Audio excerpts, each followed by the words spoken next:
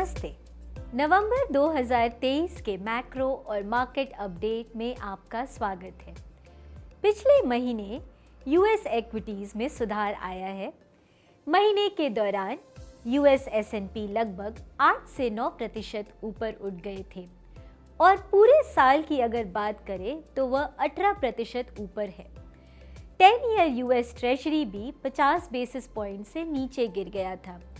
इसका मतलब है कि पिछले महीने बॉन्ड्स और इक्विटीज दोनों ने ही सकारात्मक प्रतिफल दिए हैं। भारतीय निफ्टी पिछले महीने लगभग 6% ऊपर गई। यह बाकी इमर्जिंग मार्केट्स देशों से थोड़ा कम था, लेकिन भारतीय शेयर बाजार के अधिकतम सेक्टर्स में थोड़ी तेजी आई है। अगर जनवरी से नवंबर 2023 तक देखें तो रियल एस्टेट ने सबसे बेहतर रिटर्न्स दिए हैं। इसके बाद ऑटो और कैपिटल गुड सेक्टर्स के रिटर्न्स भी अच्छे रहे हैं। इंडिया में 10 ईयर जी-सेक लगभग 10 बेसिस पॉइंट नीचे गए। पिछले महीने DXY कमज़ोर होकर अब 103 के लेवल पर है और क्रूड ऑयल के दाम भी थोड़े कम हुए हैं। यह सब इसलिए हुआ क्योंकि यूएस फेड ने एक बार फिर अपनी नवंबर के नीति में कोई रेट हाइक नहीं दिया। इससे निवेशकों में ऐसी आशा बढ़ गई है कि यूएस फेड दरों को बढ़ाने में अब अपने अंतिम लक्ष्य तक पहुंच गया है। फेड पॉलिसी मेकर्स इस बात पर विश्वास करने लगे हैं कि अब तक के हुए ब्याज दर की बढ़ोतरी आने वाले महीनों में यूएस की अर्थव्यवस्था को धीमा करने के लिए पर्याप्त है और शायद यूएस इकोनॉमी को मंदी में भी ढकेल सकती है। परंतु 1990 से हम देखते हैं कि जब भी यूएस फेड रुक जाता है तो उसके कुछ ही महीनों में रेट्स काटना भी शुरू कर देता है। इस बार शायद ऐसा ना हो और यूएस पॉलिसी रेट्स इसी लेवल पर एक अच्छे समय तक बना रहे। अभी भी यूएस में महंगाई ज़्यादा है। हमारे दृष्टिकोण से किसी भी एसेट क्लास में एक दिशा में सस्टेन्ड मूवमेंट आने के लिए यह ज़रूरी है कि ग्रोथ में एक भारी गिरावट आए, जिससे कि सेंट्रल बैंक्स इन्फ्लेशन को छोड़कर ग्रोथ पर अपना ध्यान केंद्रित करें। और जब तक ऐसा नहीं होगा हम डिफरेंट एसेट क्लास में उसी तरह का उछाल या पटक देखते रहेंगे जिस तरह का हमने 2023 में देखा है। अब डॉलर की बात करें तो वह पिछले कुछ महीनों में 107-108 से गिरकर 103 पर आ गया है, पर हमें अभी निकट में ज़्यादा गिरावट की उम्मीद नहीं है। यूएस के रियल यील्ड्स बाकी डेवलप्ड मार्केट से बेहतर है और जब भी विश्व में ग्रोथ का खतरा रहता है तो ऐसे में यूएस डॉलर ठीक ठाक करता है, जब तक एक भारी रेट कट्स न आने की उम्मीद हो। भारतीय रुपये 2023 में एक तंग दायरे में था और यूएस डॉलर के विरुद्ध रुपए में एक बहुत ही कम मात्रा में अवमूल्यन आया है। यह काफ़ी हद तक आरबीआई के एफएक्स पॉलिसी के कारण है। जब भी डॉलर का फ्लोज बहुत ज़्यादा था, आरबीआई ने वो सारे डॉलर को बाय कर लिया और पिछले कुछ महीनों में जब एफआईआईज ने सेल किया तो आरबीआई ने डॉलर की सप्लाई बढ़ा दी। 2024 में भी आरबीआई के बर्ताव में परिवर्तन होने की संभावना नहीं दिखाई देती है और हमारा अनुमान है कि 2024 में रुपया 84 लेवल तक धीरे धीरे चला जाएगा। अब यह सवाल उठता है कि जून 2024 से मार्च 2025 तक इंडिया में लगभग $25 बिलियन आ सकते हैं। क्यों? क्योंकि Indian G-Sec JP Morgan EM bond index में शामिल होंगे। क्या इससे रुपए में तेजी नहीं आएगी? हमने यह देखा है कि इस साल जब मार्च 2023 से अगस्त 2023 में एफआईआईज ने लगभग $25 बिलियन इंडिया में इन्वेस्ट किए, रुपए में तेजी नहीं आई।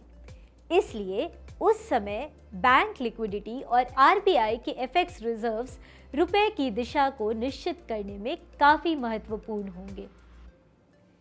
भारत में आरबीआई ने कंज्यूमर लेंडिंग में कुछ रेगुलेटरी चेंजेस किए हैं। बैंक्स और एनबीएफसी द्वारा कुछ तरह के कंज्यूमर लोन्स को एक ज़्यादा रिस्क वेट्स असाइन करना होगा। बैंक्स जो लोन एनबीएफसी को देती है उस पर भी ज़्यादा रिस्क वेट्स असाइन करना होगा। ऐसा करने का दो उद्देश्य है।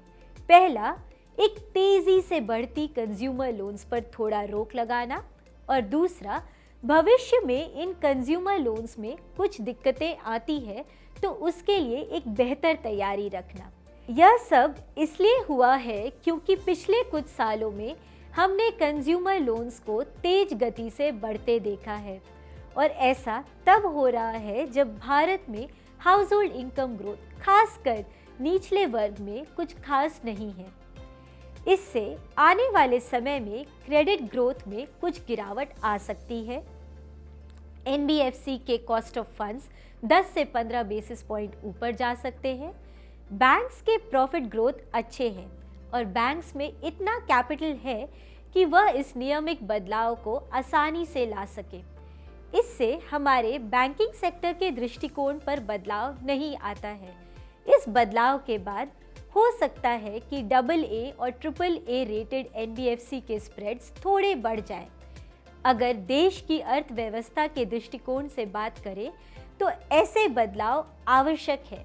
अगर कोई भी सेगमेंट में क्रेडिट बहुत तेजी से बढ़ता है तो यह आने वाले समय में रिस्की हो सकता है। आरबीआई का लिया हुआ यह कदम आने वाले खतरों को कम करने के लिए एक कोशिश है। अब हम Q2 2023-24 के अर्निंग्स पर आते हैं। सेल्स ग्रोथ कमज़ोर रहे हैं, पर पिछले एक साल से क्योंकि रॉ मटेरियल कॉस्ट थोड़े कम हुए हैं, मार्जिन्स या यूँ कहें कंपनीज के प्रॉफिट्स अच्छे रहे हैं। अगर हम Q2 अर्निंग्स को देखें तो भारतीय अर्थव्यवस्था के बारे में कुछ बातें समझ में आती है। डिस्क्रिशनरी सेगमेंट्स के कंजम्पशन डिमांड अभी भी कमज़ोर है। रूरल डिमांड भी कुछ खास नहीं है। आईटी कंपनीज अपने हेडकाउंट्स को कम कर रही है। दोनों गुड्स और सर्विसेज एक्सपोर्ट्स कमज़ोर हो रहे हैं और कैपिटल गुड्स सेगमेंट में ऑर्डर इनफ्लो कम हो रहे हैं। वहीं दूसरी ओर अच्छी चीज़ें यह है कि गवर्नमेंट के ऑर्डर्स अच्छे रहे हैं, जिसका लाभ कंपनीज के रिजल्ट्स में दिखता है। आने वाले समय में जैसे जैसे जनरल इलेक्शन नज़दीक आएगा, ऑर्डर इनफ्लो कम हो सकते हैं। रियल एस्टेट के लॉन्चेस ऊपर जा रहे हैं, मार्जिन्स में सुधार है और कंपनीज के कैश फ्लो फ्रॉम ऑपरेशंस बढ़ रहे हैं। एक्सपोर्ट्स में आने वाले समय में खतरा है और कंजम्पशन डिमांड में भी उतनी तेज़ी नहीं है। इसके कारण हमें आने वाले समय में अर्निंग्स पे थोड़ा खतरा लगता है, और जैसा कि हम कहते आ रहे हैं, अभी भी हम इंडिविजुअल स्टॉक्स के आउटलुक को ज़्यादा महत्व दे रहे हैं। अब हम फिक्स्ड इनकम मार्केट पर आते हैं। पिछले महीने की आखिरी हफ्ते में मनी मार्केट लिक्विडिटी काफ़ी टाइट हो गए थे, जिसके कारण ओवरनाइट रेट्स 6.79% लेवल पर चले गए थे और टी बिल रेट्स भी थोड़े ऊपर आ गए हैं। यह लिक्विडिटी दिसंबर और जनवरी में कुछ हद तक ठीक हो जाएगी, क्योंकि लगभग 2 लाख करोड़ के जीसेट मैच्योर हो रहे हैं और उसके पैसे सिस्टम में वापस आएंगे। पर हमारा यह मानना है कि अगले कुछ महीने में बैंकिंग सिस्टम या मनी मार्केट लिक्विडिटी कई कारणों की वजह से न्यूट्रल से थोड़ी टाइट ही रह सकती है। जहां मनी मार्केट रेट्स ऊपर गए हैं, जीसेट मार्केट में 2 साल से 15 साल के पेपर्स लगभग 10 बेसिस पॉइंट नीचे गए। रिकॉर्डिंग करते समय हमारे पास Q2 FY24 के जीडीपी डेटा नहीं आए थे, परंतु यही अपेक्षा है कि डेटा अच्छे ही होंगे और इसलिए अभी निकट अवधि में रेट कट्स की संभावना नहीं है। पर इसके अलावा भारत में गवर्नमेंट बॉन्ड्स का सप्लाई डिमांड सहायक ही है। भारत में रियल रेट सकारात्मक है, फिस्कल आउटलुक भी ठीक ठाक है और अगले साल एक अच्छी मात्रा में FII से बॉन्ड्स में इन्वेस्टमेंट की उम्मीद है और रेट साइकिल एक मैच्योर स्टेज पर पहुंच गया है। यह सब बातें एक लॉन्ग टर्म पर्सपेक्टिव से ड्यूरेशन ऐड करने के लिए सकारात्मक है। निकट अवधि में हालांकि मनी मार्केट एसेट्स ज़्यादा लाभदायक प्रतीत होते हैं। अभी के समय में हम GSEC और SDL को AAA कॉर्पोरेट बॉन्ड से ज़्यादा प्रेफरेंस देते हैं। इस महीने के लिए इतना ही। हमें सुनने के लिए धन्यवाद। Mutual fund investments are subject to market risks. Read all scheme-related documents carefully.